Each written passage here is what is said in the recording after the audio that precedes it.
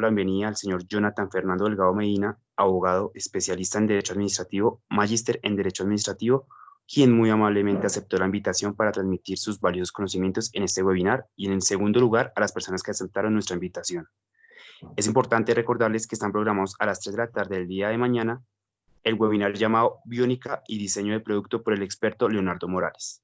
Al final vendrá la franja de preguntas para lo cual los asistentes pueden hacerlas a través del micrófono o por WhatsApp a los números que aparezcan en pantalla. Y sin más preámbulos, le damos la bienvenida al experto Jonathan Fernando Delgado Medina. Muy buenas tardes, muchas gracias. Pues bienvenidos a esta breve charla que realizaremos el día de hoy frente a un tema que nos está aquejando, si se puede decir en esos términos, o utilizar ese término en materia jurídica, y es cómo afrontamos una crisis frente a los temas legales y sobre todo a los asuntos constitucionales. Por eso esta charla se llamó Cuando los hechos exceden el derecho. Más exactamente, esto tiene una serie de reflexiones muy meditadas que pretendemos, o pretendo yo, de una manera, digámoslo, sumaria, es decir, sin tratar de entrar en mucha controversia, sino una manera sumaria de exponer de tal forma que podamos ser conscientes o nos demos cuenta de que esta situación del coronavirus, del presente coronavirus, nos va a obligar al mundo jurídico y en general a casi todas las ciencias, yo diría, a tomar nuevas perspectivas y a tomar nuevas decisiones frente a lo que sucede y va a suceder en una época no muy lejana, si se quiere, en un transcurso de unos 2 a 6 meses. El país, no solamente el país y la realidad nos van a obligar a tomar decisiones que están por fuera de la realidad y de nuestra comodidad, si se quiere. Por eso, antes de entrar en materia, quería como contextualizarlos aproximadamente, darles un brochazo. Aclaro, no soy economista, simplemente voy a transmitir una charla de un profesor de la Universidad de la Sergio Arboleda, que es el doctor Rafael Nieto Loaiza, donde él de una manera muy clara trata de exponer cuál es la situación realmente que estamos viviendo desde el punto de vista económico. Para nadie es un secreto que en ese momento la economía, el derecho y la salud están directamente ligados a una realidad que es inevitable. Esa realidad no la podemos negar. Lo que puede variar y lo que se puede discutir frente a esa realidad social es la forma en que la interpretamos. Con base en eso, mis queridos amigos, es necesario establecer prioridades. La salud es una prioridad, la economía es una prioridad, el derecho en este caso vendría siendo un instrumento, si se quiere, que debe estar sometido o se debe, digámoslo de otra manera, acoplar a la realidad que se está viviendo. ¿Cuál es el problema realmente que nosotros tenemos hoy en día? Para no hacer largo el asunto. Las normas que existían en materia constitucional fueron excedidas. Es decir, nosotros veníamos pensando en una constitución del 91, donde lo más importante eran las garantías de los derechos fundamentales, y hoy nos damos cuenta que esa realidad pasó a ser, digámoslo, no de un segundo plano, pero pasó a una prioridad distinta. No deja de ser importante ni urgente, pero la realidad es que el mundo nos está impulsando a chocar contra esa realidad. Es decir, nos sacaron de nuestros lugares comunes, de nuestras situaciones de confort, y nos está obligando a repensar nuevamente nuestra relación frente a la sociedad y nosotros como individuos frente a la sociedad. Es decir, si lo podemos mencionar de esa manera o lo podemos catalogar de esa manera, a refundar el pacto social, habida cuenta que nos estamos estrellando con un fenómeno para el cual ni el mundo ni Colombia estaban preparados. eso sería, digamos que en la primera instancia. Se supone, según el doctor Loaiza, que en esta pandemia eh, eh, prácticamente no va a haber miembro de la sociedad que no pierda algo, bien sea económicamente, políticamente, socialmente y obviamente jurídicamente. Y le impone esta crisis de la pandemia al derecho y a los ciudadanos la obligación de dar algo impajaritablemente. Para los datos de la semana pasada, se supone que en el desarrollo de la cuarentena, más del 70% de la población colombiana está percibiendo un problema en cuanto a una situación que es muy compleja y que nosotros tratamos como de negar de una manera reiterativa, ¿sí? Casi que en un discurso entre líneas que se viene manejando, y es que las personas tienen que guardarse en las casas porque los infecta el virus, el coronavirus. Pero resulta que hay otro sector de la población que es muy amplio, que vive en la informalidad, que vive fuera digamos que de los cánones o de las normatividades constitucionales preestablecidas en la Constitución del 91 y de ese estado de bienestar que se ha pretendido desarrollar durante casi 20 años. Ese fenómeno implica necesariamente que ese nicho de población o esa parte de la población no tiene que echarle a la nevera, es decir, se enfrentan a problemas mucho más básicos, mucho más primarios, mucho más urgentes, y es que no tienen cómo ser alimentados porque ellos son personas que viven del día a día. El señor que sale todos los días con su nevera de icopor a vender en las esquinas de los tags, de los semáforos, su bonais, y vive el día a día, ¿sí? La mujer que se dedica a los servicios domésticos, que tiene que salir a hacer sus oficios o a prestar sus servicios en casas de familia, que le pagan prácticamente el día a día, también se enfrenta a esa realidad. Ahora, ¿qué es lo que sucede? El gobierno y la sociedad, en general el mundo, se está enfrentando en este momento a que el colapso, no se genere un colapso, es en el sistema de salud, ¿sí? Evitando el contagio. Y eso pues está bien, pero esto trae una carga, obviamente, que de una u otra manera no es que vulnere los derechos fundamentales, sino que los limita hasta tal punto que nos estrellamos a una realidad que nos excede, si se quiere, porque por lo menos se supone que según la Constitución del 91, todos los trabajadores tienen derecho a un trabajo digno. Pero ¿qué sucede, por ejemplo, si la empresa no tiene cómo producir el dinero suficiente, no tiene el recaudo o el nicho del mercado para poder vender sus productos? Pues evidentemente, si no hay ingresos, pues no hay cómo atender la emergencia, no hay cómo pagar los salarios. Y obviamente, pues esto no deja de preocuparnos porque evidentemente el país está atravesando una situación muy crítica, ¿sí? Se supone, de acuerdo a los datos que se han revelado, que esta década o este año que va en materia laboral va a ser de un impacto impresionante en contra de Colombia. Se supone que más o menos el 10, los empleos que se han logrado concretar de manera formal en Colombia se van a perder en estos meses.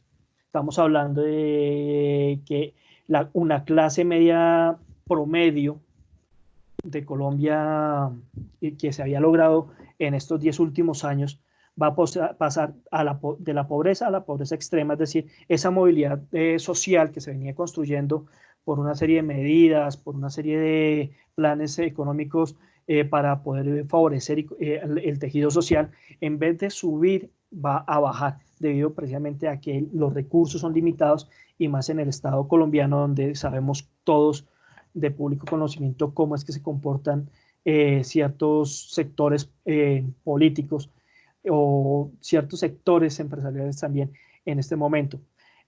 Hay un tema que también hay que resaltar. La pobreza, digamos que en este momento el país se va a enfrentar a otra realidad.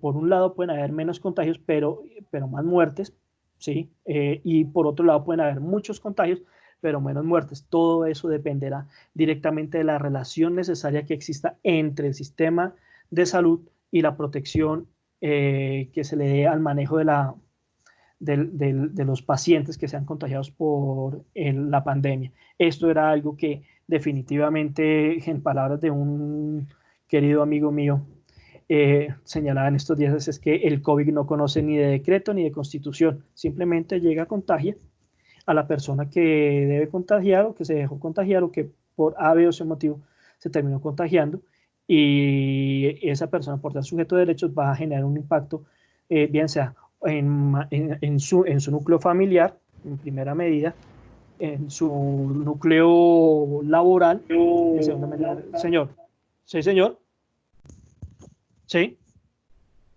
¿escucha algo por ahí? Bueno. Está funcionando bien, profesor. Ok. Entonces, miremos, por ejemplo, dos casos que me llamaron mucho la atención. El caso de España y el caso de Nueva York. Son países que, digamos, de una u otra manera están a años luz de Colombia en algunos temas de salud. Sin embargo, por ejemplo, en Nueva York, el colapso del sistema de salud fue tremendo. Las noticias lo señalan. Porque hubo una falta de previsión en cuanto a la forma de contener el virus. Y eso obviamente implica que el sistema de seguridad social en los Estados Unidos, o por lo menos en el estado de Nueva York, falló. ¿De acuerdo? Cosa distinta, por ejemplo, lo que sucedió en Alemania, donde a pesar de que existieron contagios, el sistema de salud a toda costa se evitó que este colapsara. Es decir, el sistema operó debidamente. Ahora,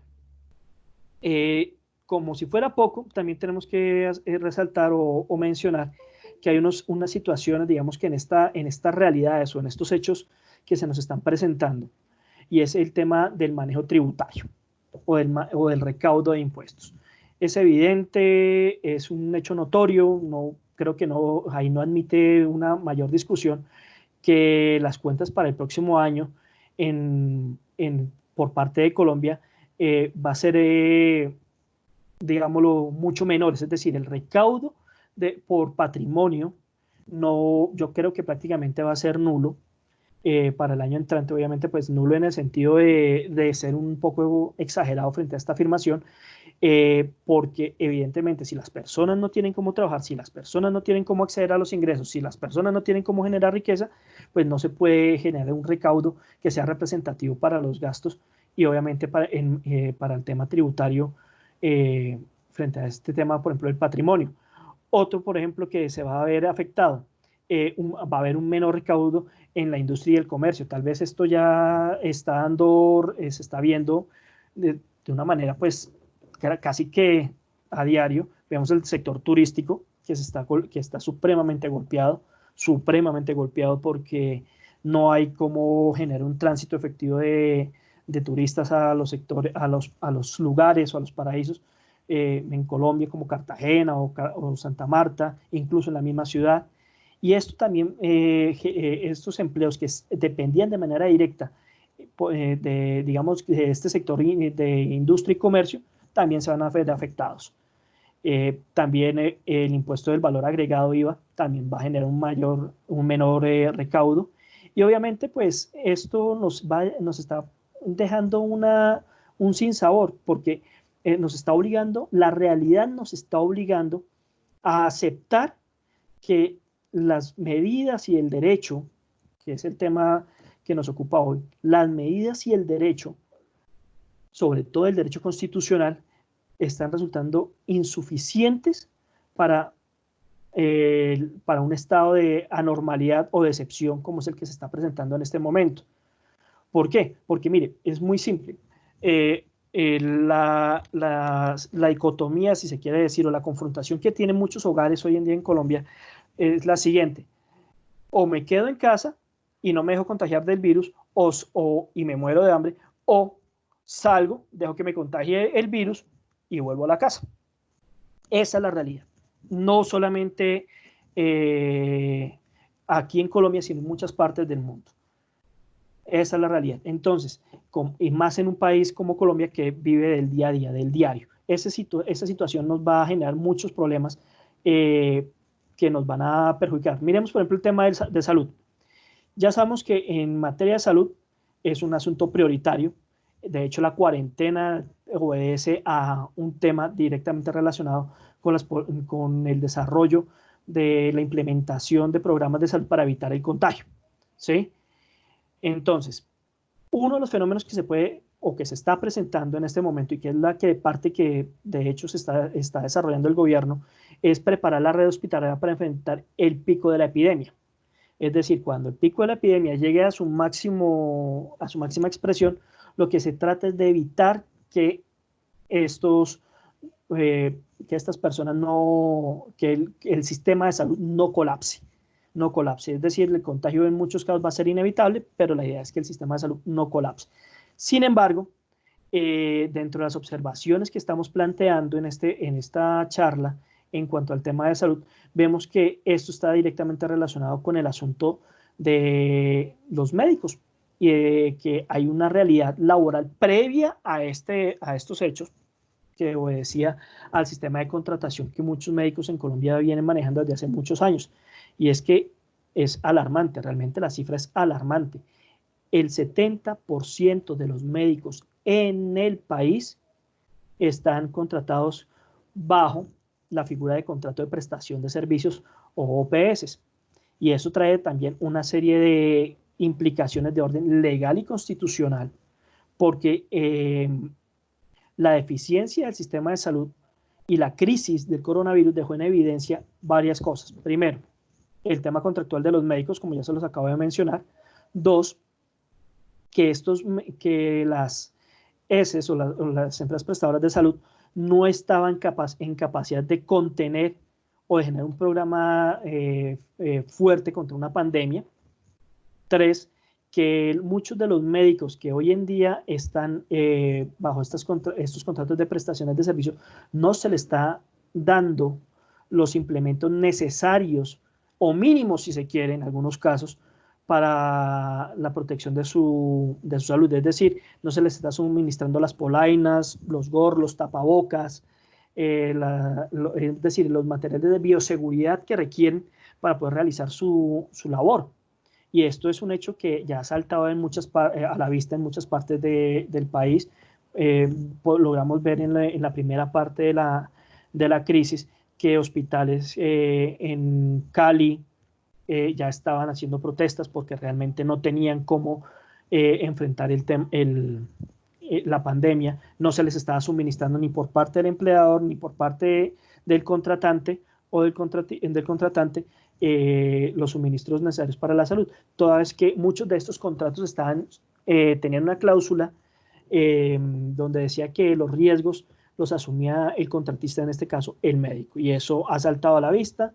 Hay situaciones que se han presentado en los hospitales de Kennedy, de Santa Clara, incluso de la clínica Reina Sofía, y eso es un tema que evidentemente deja al descubierto que el sistema de salud, sobre todo en las personas que prestan los servicios de salud, que llámense enfermeras, llámense camilleros, hospitalarios, residentes, etcétera, no contaban con las garantías suficientes para poder prestar sus servicios.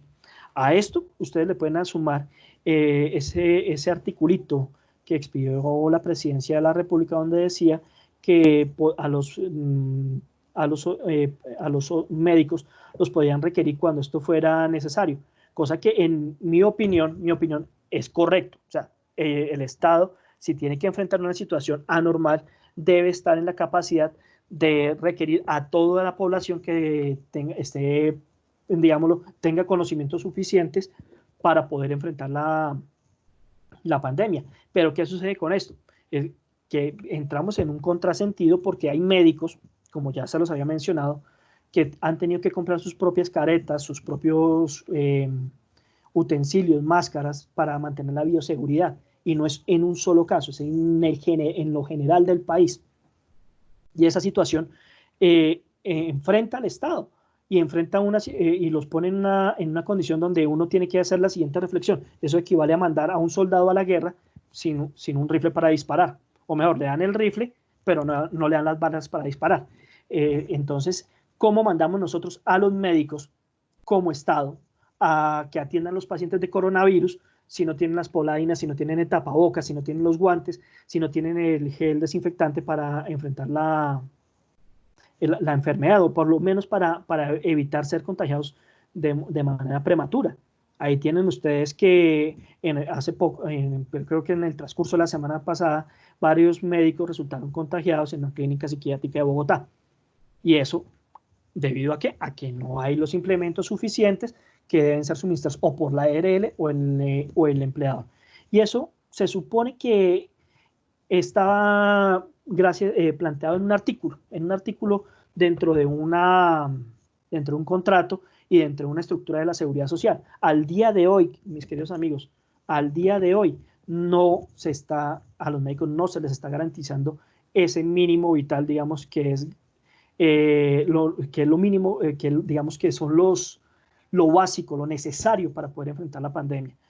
Entonces encontramos médicos, enfermeras amenazados, ¿sí? Médicos que ya están diciendo qué pena, pero si a mí no me dan lo mínimo, yo no me voy a arriesgar a atender a los pacientes. ¿Por qué? Porque es que independientemente de lo que se diga, y aquí es un tema del ser, no del deber ser, lo primero que uno debe hacer es cuidar su vida, así no nos guste. Si yo atiendo al paciente, tengo una vocación como médico, puedo irlo a atender, lo puedo ir a ayudar, pero jamás, por ningún motivo, voy a exponerme hasta tal punto en que sacrifique mi vida o la vida de mi familia, como es el caso. Encontramos médicos amenazados, es decir, también están viendo los familiares están viendo afectados y los médicos están viendo afectados por cómo la sociedad no ha sido consciente del valor que tiene un médico frente a esta situación. ¿De acuerdo? Ahora, ¿qué es lo otro que se está reflejando? Que evidentemente el país no estaba preparado ni estaba preparado para esta situación. Es decir, al tema de la salud de esta pandemia, para ir finalizando esta primera parte, se ve expuesta al siguiente fenómeno. ¿Tenemos salud? ¿Un sistema de salud? Sí. ¿Tenemos ARLs? Sí.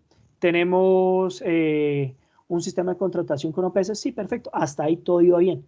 Es decir, eso es lo que en un estado de normalidad se presentó. Pero resulta que la normalidad es el coronavirus y eso ya nos sacó de nuestro estado de confort. Y hoy por hoy el tema de la salud exige una reforma estructural, una reforma de carácter constitucional, porque es un asunto de una política pública, porque está en peligro el Estado, la existencia misma del Estado. Ahora, si analizamos el otro asunto dentro de esta óptica de los venezolanos, tenemos casi 1.800.000 venezolanos que aún no han sido registrados en estimativos que no han sido registrados en Colombia, es decir, indocumentados, y personas que van a tener que recurrir en algún momento al sistema de salud, sea por A o por B razón. Entonces, eso es un gasto y un soporte, una carga adicional, perdón, que se va a ver reflejada dentro del sistema. Y obviamente eso no va a tener ningún tipo de solución, por lo menos no inmediata, porque es que aquí hay que entrar ya en el otro ámbito, que es el económico. Los recursos son limitados. Los recursos son limitados. Y en este momento, la toma de decisiones, gústenos o no, depende de la economía. Es decir, hay una situación de salud que debe ser resuelta, es prioritario, pero pasamos al otro lado, la economía, que también es un tema prioritario. Decía en estos días el doctor Roberto Acevedo que el comercio mundial va a caer en un 32%, y el Fondo Monetario Internacional señala que Colombia crecerá por debajo del 2.5%. Es decir, que en este momento, dentro de los márgenes de crecimiento, y obviamente, pues aclaro, yo esto no lo comprendo, pero sí lo voy a tratar de traducir en millones, es que Colombia va a perder entre 1.4 millones de empleos formales y de pronto alcance a los 2.4 millones de empleos al finalizar el año. Es decir, que antes de llegar a agosto, esta cifra de empleos, es decir, que estaban formalmente constituidos, que tenían contrato laborales a término fijo, a término indefinido, con todas sus prestaciones sociales, salud, pensión, muy seguramente ya no van a estar dentro del mercado. El ejemplo claro lo acabamos de mencionar con el tema de la industria de hotelería y turismo, pero también, por ejemplo, sectores como los textiles, sectores como la construcción, esos empleos muy seguramente al finalizar el año ya no existan, ya no existen. Es decir, y esto, pues uno dice, bueno, pero pues, el tema es grave y es muy grave, pero ¿por qué en la relación del mundo, del enfoque global que nosotros tenemos en este momento es tan perjudicial? Porque hay una razón muy simple y es esta. El 88% de los colombianos mmm, que están laborando, bueno, sí, el 88% de los colombianos al día de hoy están entre un salario mínimo y dos salarios mínimos legales vigentes, es decir, que logran completar esa suma de dinero a duras penas durante el mes, un salario o dos salarios mínimos legales mensuales vigentes. Y de ese 88%, o no de ese 88%, sino de ese gran 100% de trabajos que están, hay un 47% aproximadamente de trabajadores informales, como ya se los había mencionado, que ganan menos de un salario mínimo legal vigente. Entonces, ese tema es de verdad un asunto que ya le incumbe al derecho económico, que se ve excedido frente a una situación de estas. ¿Qué decisión puede y debe tomar el gobierno colombiano en ocasión o con ocasión de esta pandemia? Ya sabemos que hay obviamente, el tema de la salud, volvemos, el tema legal, el tema, perdón, económico. Eso nos está llevando a una crisis muy profunda porque Colombia no está preparada, la infraestructura económica del país en últimas es incipiente, es naciente, a pesar de los esfuerzos que se han hecho en muchos gobiernos de construir empresas, de promover las microempresas, de los esfuerzos que hace la Cámara de Comercio, ¿sí? De las capacitaciones permanentes que hace la Cámara de Comercio, de evitar que de generar empresas para generar empleos. Hombre, pues muchas de estas personas, de muchas de estas empresas, pymes y mipymes, están prácticamente abocadas a cerrar. Esa es una realidad. ¿Por qué? Porque no tienen los flujos de caja suficientes para poder pagar las nóminas, por un lado, o para pagar los impuestos en materia tributaria. Es decir, el tema es económico porque los recursos son limitados. Y a eso nos está abocando el tema del coronavirus. Ahora, si nosotros miramos digamos, las situaciones de los créditos o que el gobierno colombiano ha tratado, de los alivios, si se quiere, que el gobierno ha tratado de implementar desde el punto de vista del derecho económico,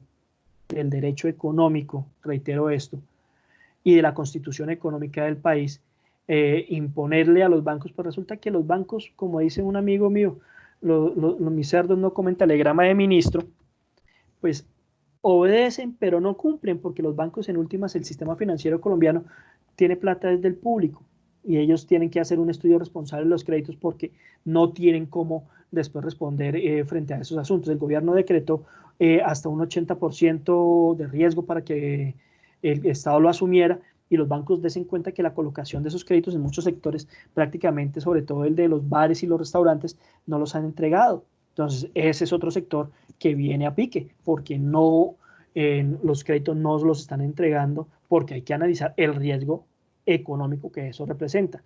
Entonces, esta situación nos lleva a plantear la siguiente cuestión. O salvamos la economía o salvamos la salud. Ambos sectores en este momento dependen de manera simbiótica, si se quiere, impajaritablemente, es una realidad. Pero la pregunta o la siguiente reflexión que nosotros hacemos o que yo traté de hacer en este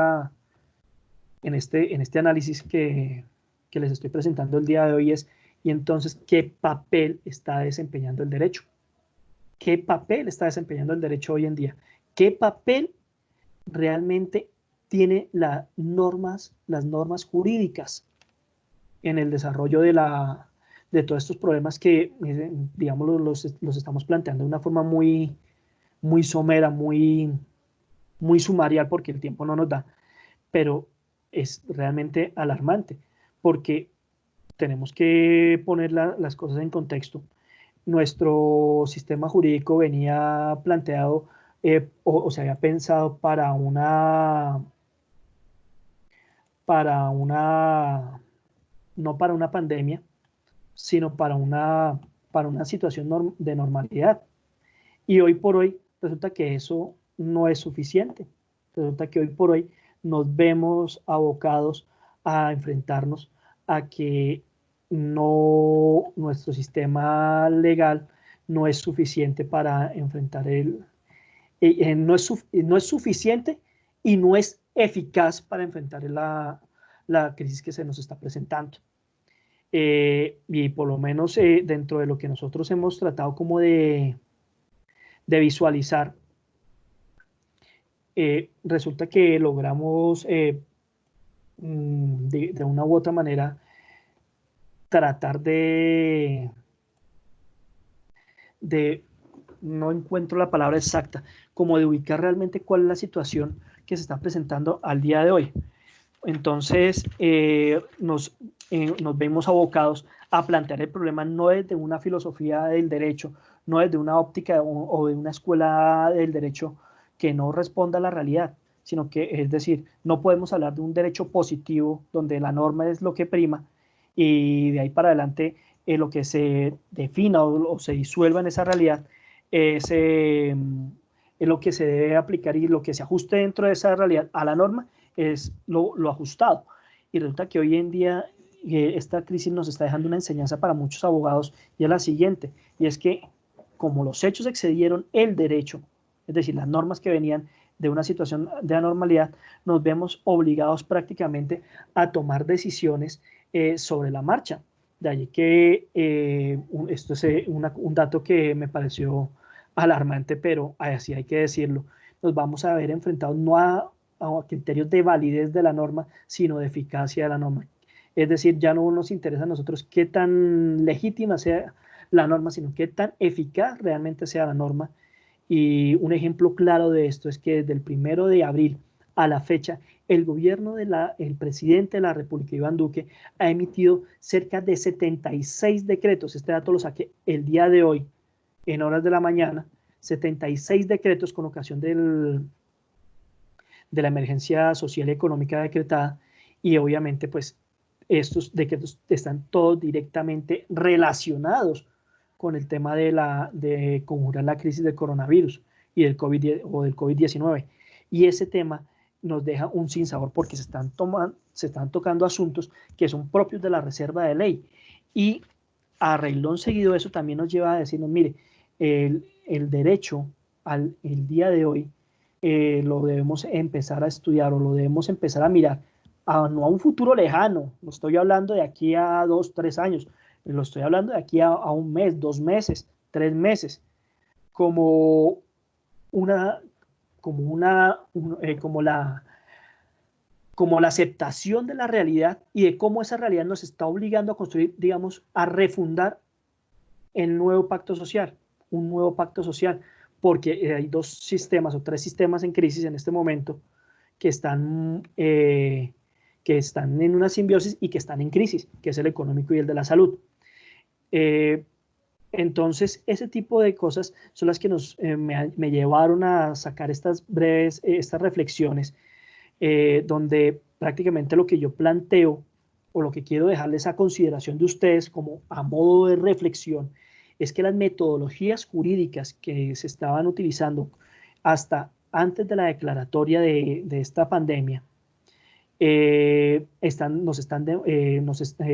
quedaron desuetas, es decir, no es que queden, sí, quedaron desuetas, si se puede decir, y ya hoy por hoy no son susceptibles de ser utilizadas porque la realidad excedió el derecho el derecho entendido como norma, no como derecho como tal propio del ser humano, sino como norma, es insuficiente. Entonces, teníamos una regulación para las ARLs y resulta que es insuficiente para atender el caso de los médicos. Teníamos un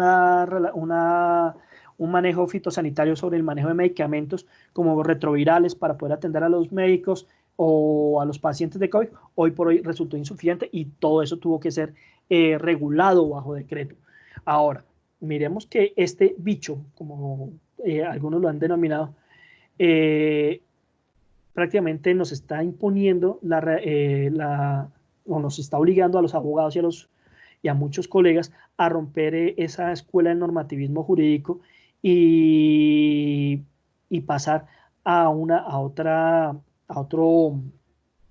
recurrir a otras necesidades. Miremos que hoy por hoy y esto ya se venía planteando desde hace muchos años, pero hoy más que nunca está cobrando fuerza, es esta situación, que el derecho se ve obligado a recurrir a otro tipo de disciplinas. ¿Por qué? Porque la realidad del coronavirus resultó ser algo previo, es decir, algo que no se veía venir, o por lo menos no se tenía la conciencia de que se veía venir, y que estos cambios externos, si se quiere, estas facultades prepositivas, como lo denominaba la doctora Camila Herrera, profesora de la Universidad de La Sabana, resultaron insuficientes. ¿Ven? Y entonces hoy por hoy tenemos que tomar las medidas de choque, acelerar otras que se venían estudiando, y lo que se requiere es que lo que se requiere no, sino lo que importa en este momento es quién puede tomar la decisión oportuna y es capaz de ejecutarla de manera eficiente, de manera eficaz. Es decir, alguien que tenga no solamente la voluntad, sino la autoridad capaz de ejecutar de manera poderosa y fuerte las decisiones que toma el gobierno. ¿Sí? Es decir, y esto va a sonar muy fuerte para algunos colegas, pero realmente en este momento lo que menos importa en esta crisis es si la norma es válidamente expedida por el Congreso de la República. Es lo que menos importa. Esa validez se podrá justificar de una manera sobreviniente o posterior, porque realmente en ese momento lo que necesitamos es conjurar la crisis que implica jurídicamente y constitucionalmente el coronavirus. Y estos hechos notorios o estos elementos o circunstancias que estaban previstas en la norma, pues le imponen a la autoridad hoy en día, o no a la autoridad, le imponen hoy en día la obligación de tomar decisiones de carácter definitivo e inmediato. Este telón de fondo, como lo señalaba en algún momento el doctor Sáchica, nos implica que exista o se justifica a sí mismo en relación a una convalidación de nuestros congéneres, de nuestra sociedad. Por eso es que es tan importante hablar en este momento de una refundación de la Constitución, porque tengan la plena seguridad que después de esto, después de los diagnósticos y de lo que se ha evidenciado, no solamente en temas de corrupción, sino en ausencia de reglamentación y incluso de la inoperancia de algunas instituciones en el Estado, va a obligar a plantear ese tema y va a poner ese tema no solamente aquí en Colombia, sino a nivel mundial sobre la mesa.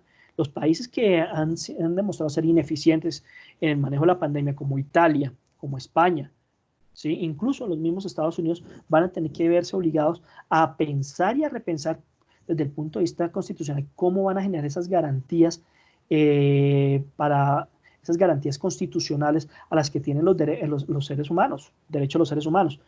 Entonces, esto también obedece a una frase que me gusta mucho, que, como les había mencionado antes, es una escuela que hay que tener en cuenta, que es la del realismo jurídico.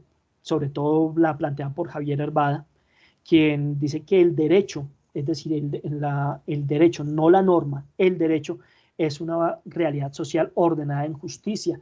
Y en este momento, la justicia, ¿quién la va a imponer? ¿O quién va a cumplir su actividad de justeza?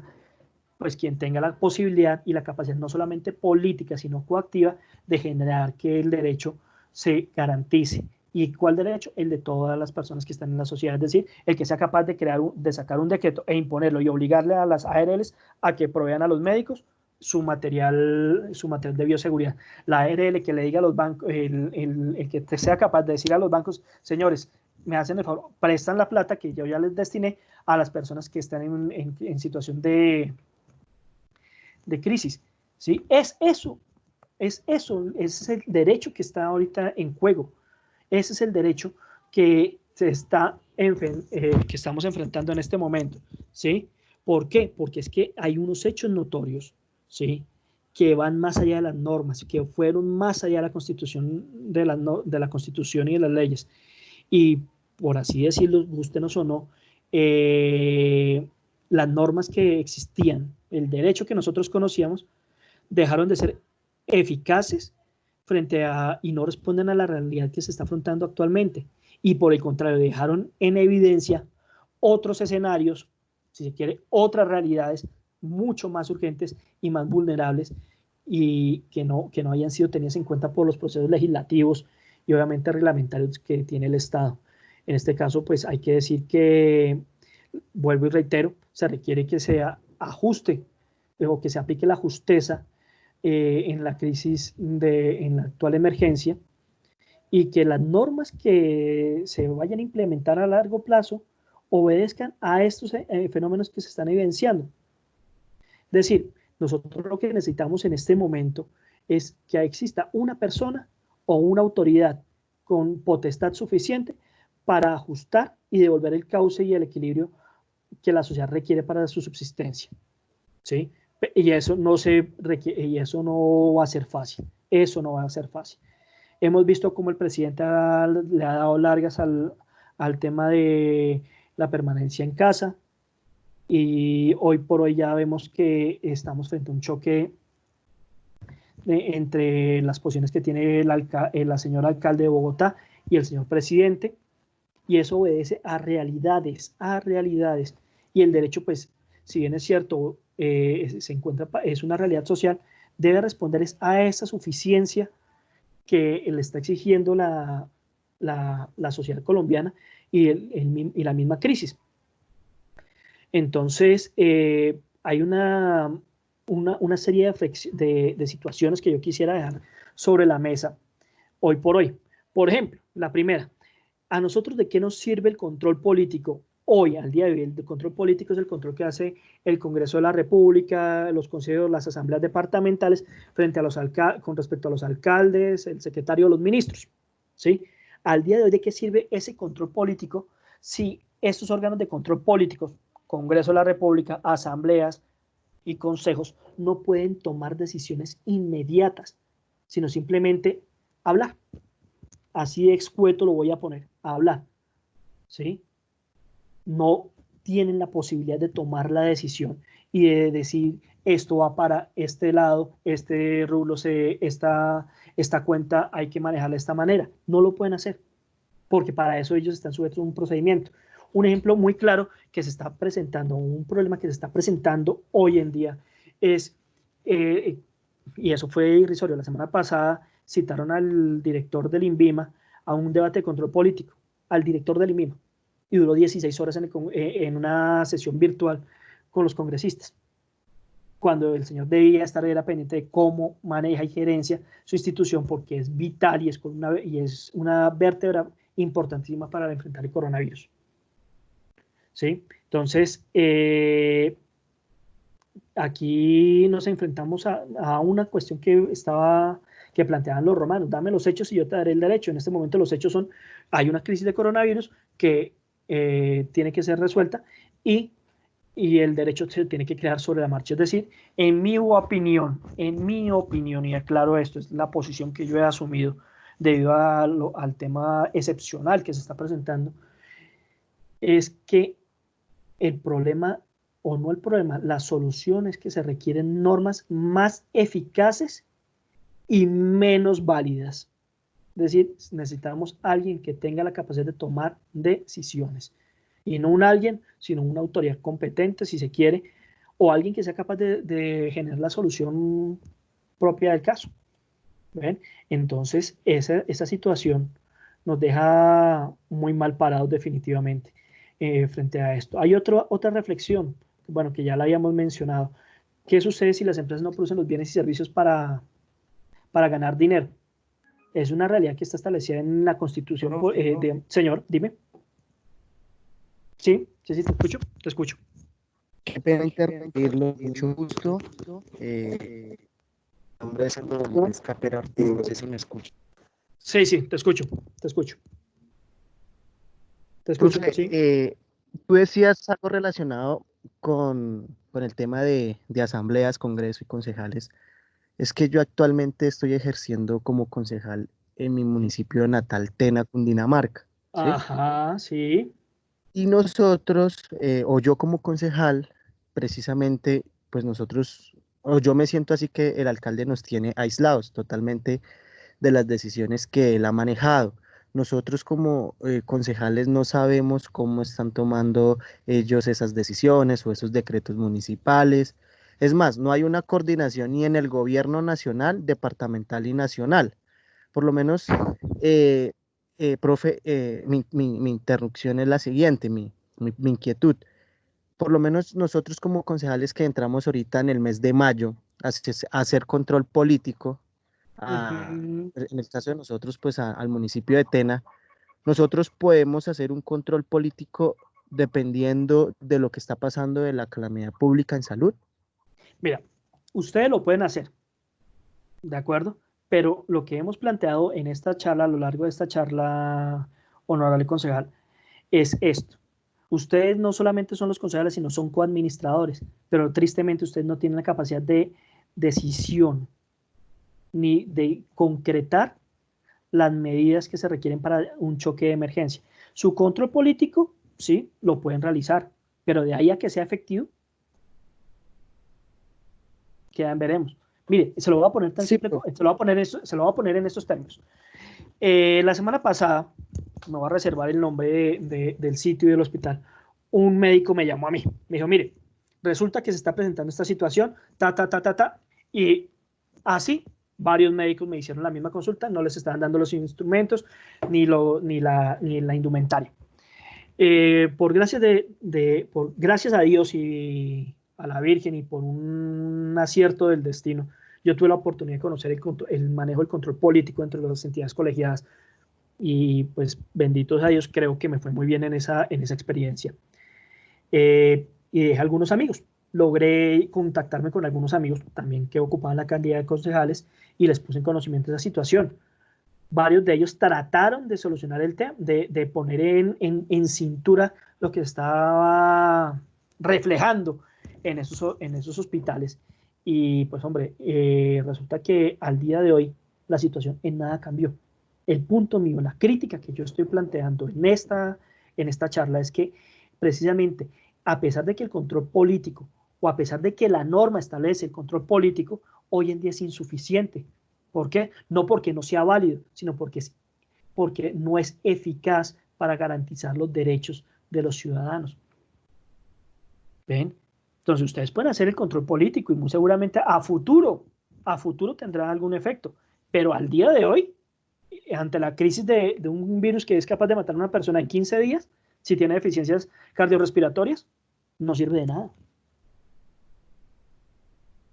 No sirve Sí, absolutamente profe, de nada. tiene toda la razón, profe. Pues igual yo lo digo porque estoy muy asombrado del giro total que ha tenido el país en este caso, por lo menos nosotros como concejales. Es más, el gobierno, nosotros no hemos recibido ni la primera ayuda del gobierno nacional alimentaria, no han llegado los primeros mercados, por decirlo así, a nuestros municipios. El gobierno habla de ayudas, pero él está ayudando es a las ciudades capitales, a pueblos grandes. O sea, hay una descoordinación total. No, es que, mire, realmente ahí viene el otro tema que era el que estábamos planteando, el derecho económico, la realidad económica. Aquí no nos vayamos a llamar a engaños. Este país es un país pobre, gústenos o no, este es un país pobre, ¿sí? Y cuando los recursos son limitados, ponen a las personas a escoger o atiendo a este o atiendo a este.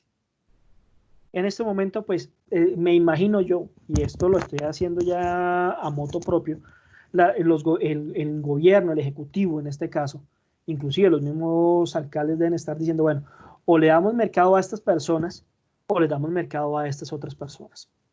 ¿Sí? Esa es la situación. ¿Por qué? Porque hay que decirlo, miren, en Medellín, al día de hoy, una empresa ha logrado repartir cerca de 77.000 mercados, pero dice, no tenemos la capacidad suficiente, es decir, el recurso es insuficiente para poder salir a llevarle a los municipios aledaños de Medellín los mercados. No tenemos cómo, no tenemos cómo. Entonces, ahí viene lo que nosotros estábamos planteando desde un principio, de que la realidad excedió el derecho. El presidente sacó el decreto, sacaron las ayudas, pero al día de hoy no se ha podido aplicar. Y ese tipo de situaciones nos va a llevar inevitablemente a refundar y a replantear la permanencia o la existencia de muchos órganos colegiados, porque es que no es lógico, y lo entiendo desde el punto de vista económico, no es lógico que se le esté, por ejemplo, pagando al Congreso de la República para que tengan 16 horas al director del INVIMA apoltronado en una silla respondiendo unas preguntas que no están resolviendo la crisis, sino que están buscando es un proceso político posterior. Y aquí hay que hablar con con todos los puntos y todas las IES. Si el gobierno sale bien librado de esta crisis, puede entrar a disputar las siguientes elecciones, pero si el gobierno no sale bien librado de esta crisis, el próximo gobierno lo va a poner la oposición y no me interesa quién es la oposición. Aclaro con eso, aclaro eso. Entonces miren lo complicado de ese tema. ¿Sí? Si las empresas no producen bienes y servicios, ¿cómo hacemos para pagar los salarios? Los romanos decían, nadie está obligado a lo imposible. Nadie está obligado a lo imposible. Entonces, que sale el señor ministro del Trabajo, Ángel Custodio Cabrera, y dice, es que no pueden despedirme a los trabajadores, es que tienen que pedirme permiso, es que tienen que crearme unos decretos, es que tienen que acercarse aquí y hablar y mirar. Hombre, señores, ya vamos para 34 días mal contados, si no estoy mal, me corrigen ustedes, en esta crisis. Y hay empresas que ya no tienen cómo pagar servicios. ¿Por qué? Porque estamos en una situación o se presentó un use ad rem exceed, es decir, cuando la realidad excedió o desbordó el derecho vigente. ¿Yo cómo puedo asegurarle el trabajo a alguien si no tengo ni siquiera cómo asegurarme el sustento yo? Y eso y siendo yo el dueño de la empresa, por ejemplo. Por ejemplo, yo cómo hago para decirle al gobierno, sí, yo le voy a suministrar todos los insumos y los tapabocas y toda esta cuestión a los médicos si tengo el sector textilero cerrado y las empresas que traían o importaban el material para hacer la confección de trajes de bioseguridad los países cerraron la exportación. Eso es un hecho que excedió el derecho. Eso es un hecho que excedió en otros términos la ley. Entonces, ese tipo de cosas son las que nosotros tenemos que mirar. Mire, a mí me pareció supremamente irrisorio el otro día cuando la Corte Constitucional dijo, bueno, vamos a darle control político a los estados de excepción y a los decretos que ha emitido el presidente, cosa que están en todo su derecho, porque de hecho es una obligación para ellos. Pero, hombre, seamos conscientes, la Constitución del 91 ha venido manejando un lenguaje donde dice la Constitución por la Constitución y nada más que la Constitución. Y ahorita que estamos frente a una pandemia, resulta que la Constitución es algo que tiene que estar sometido a la realidad.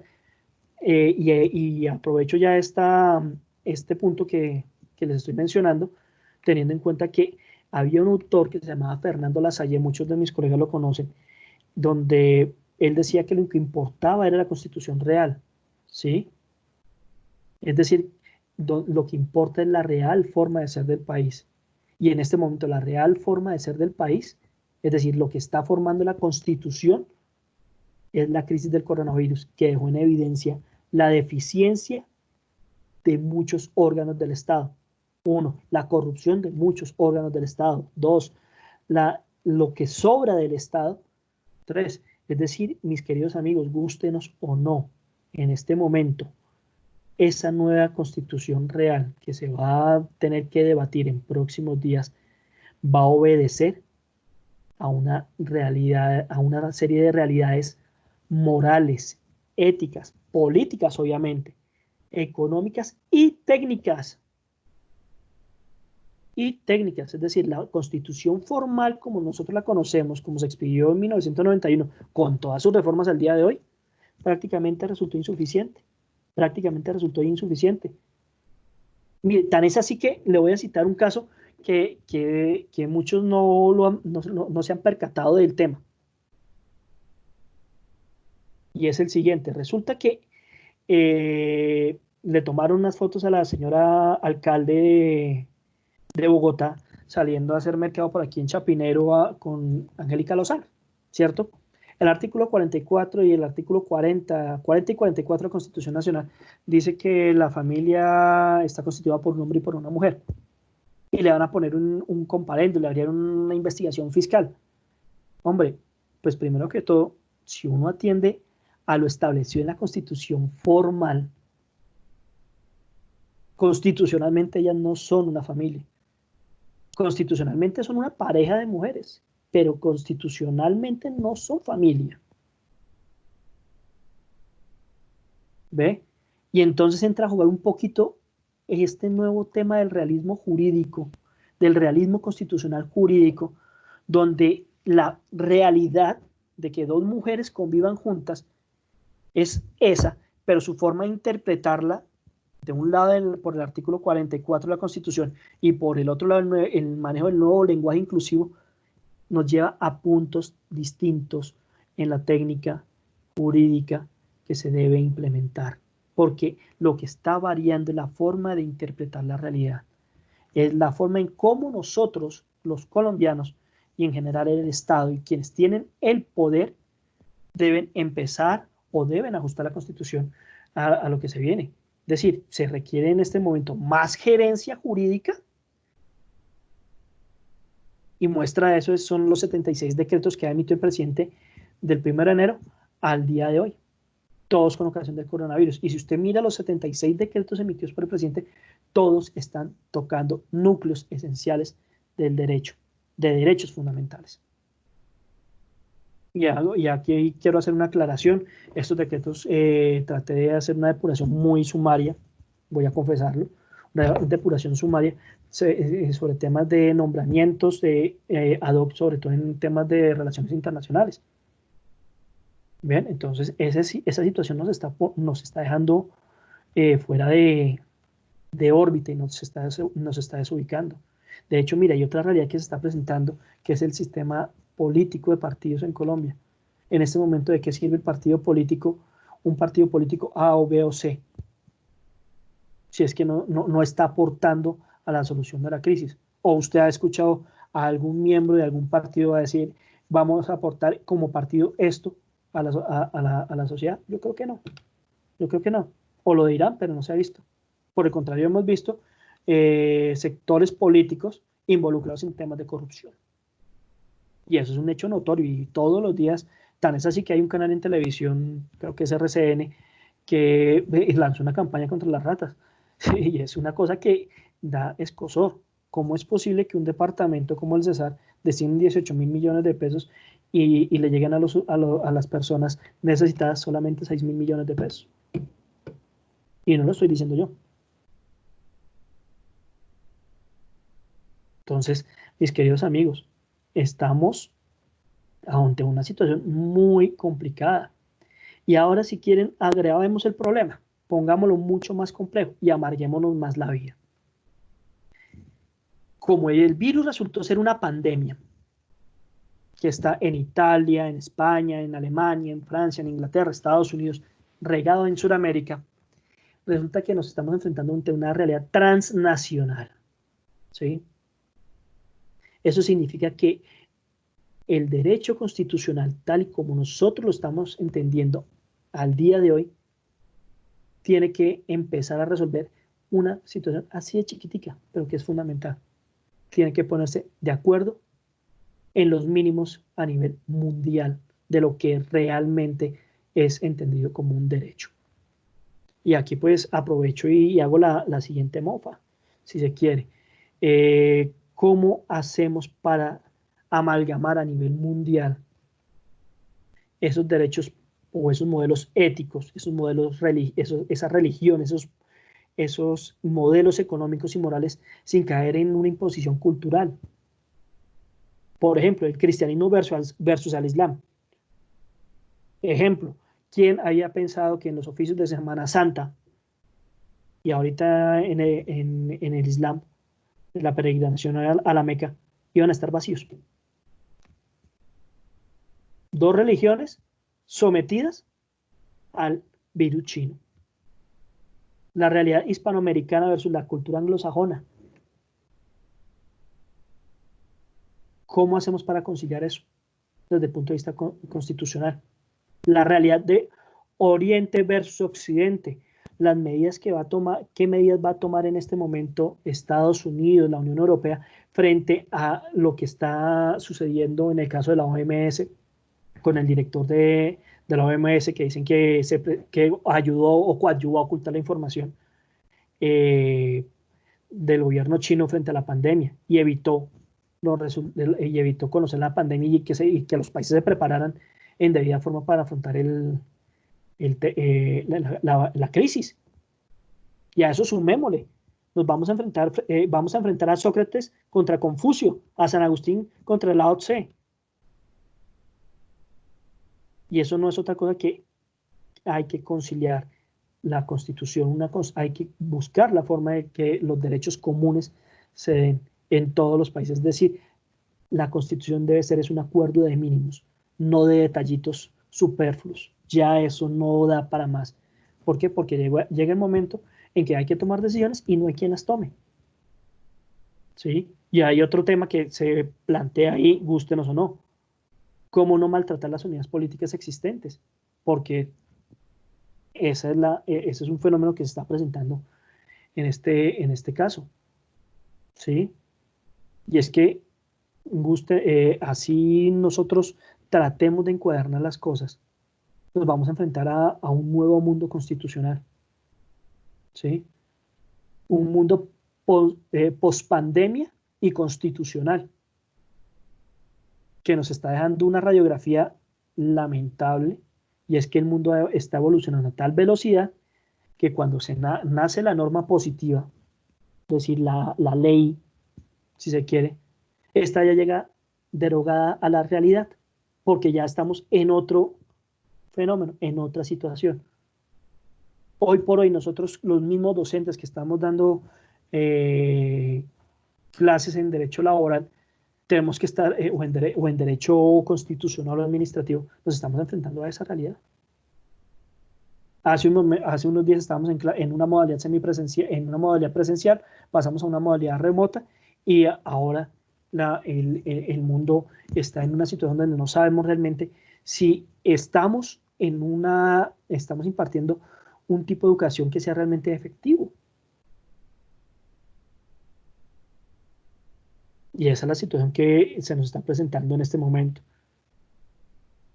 Entonces, mis queridos amigos, aquí hay una fórmula pequeña que nos obliga a decir que se necesita primero de la realidad, reconocer y aceptar la realidad tal y como está, para poder tomar una decisión política coherente, ¿sí? Basada o soportada en los principios universales del derecho, es decir, que hablemos el mismo lenguaje y coincidamos en qué es un derecho.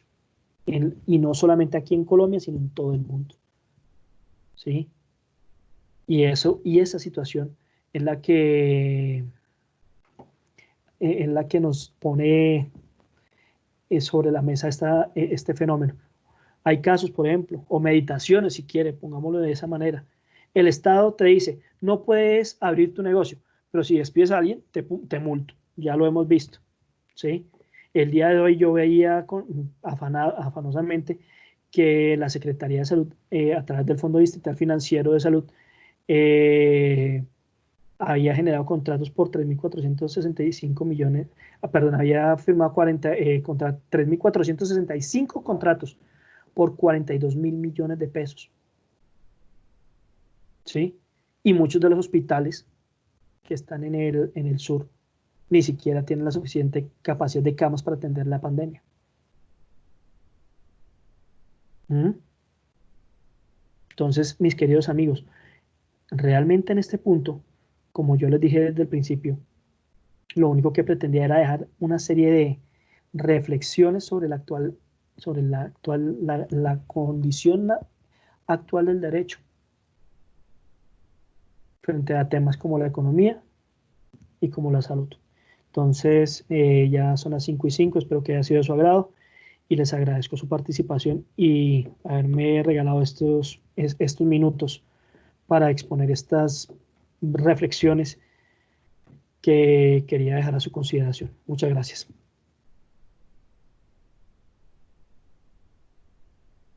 ¿Preguntas?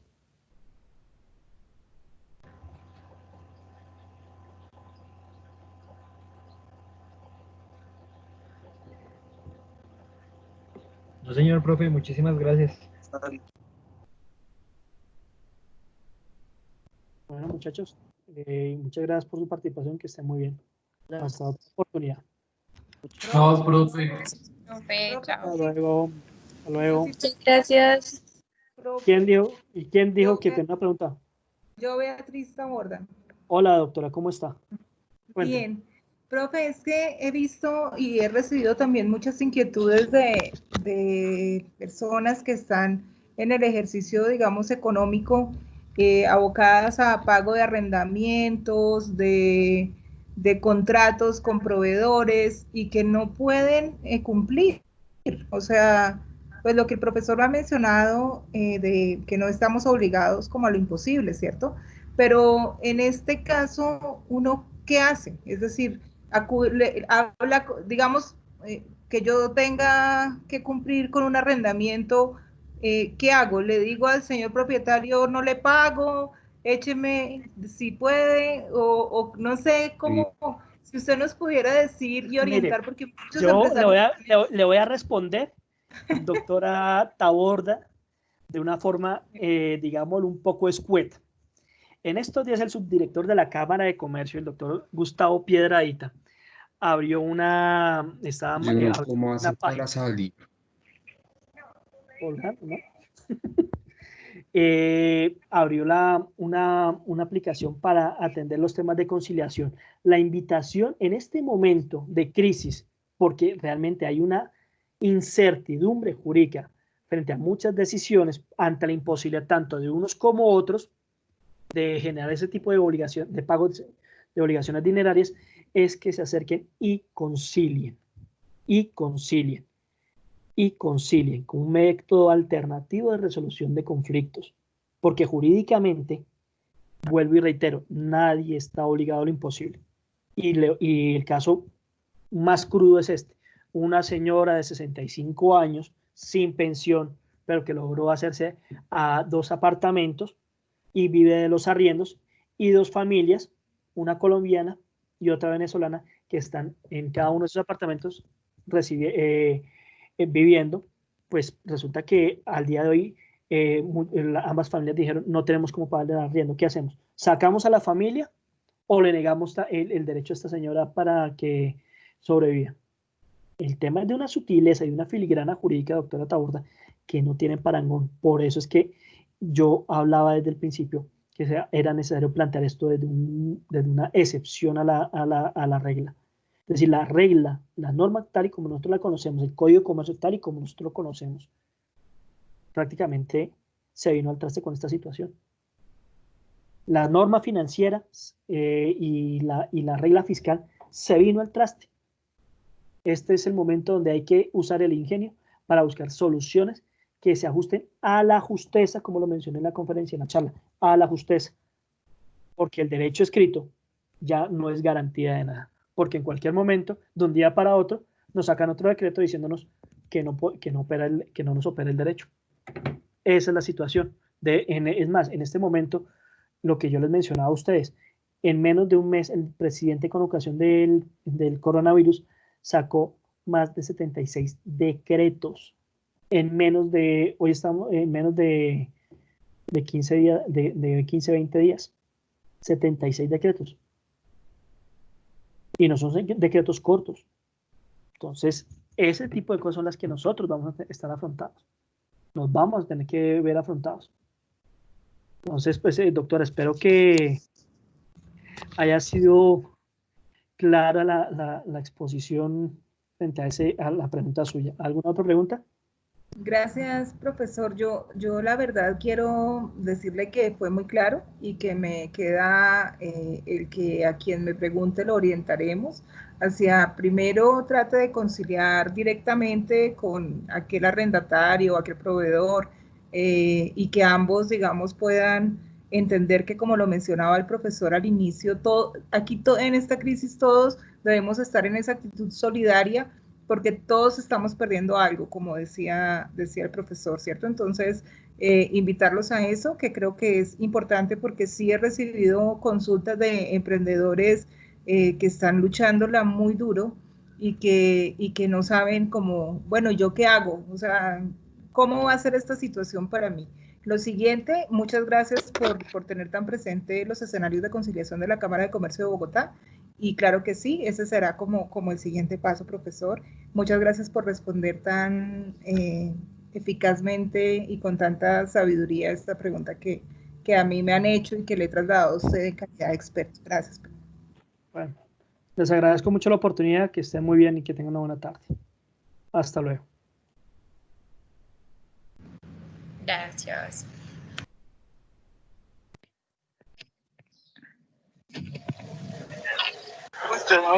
Bueno, para finalizar, agradecemos de nuevo al experto Jonathan Fernando Delgado Medina y a todos los asistentes. Les informamos que a sus correos les llegará una encuesta de satisfacción solicitando que sea silenciado. Muchas gracias.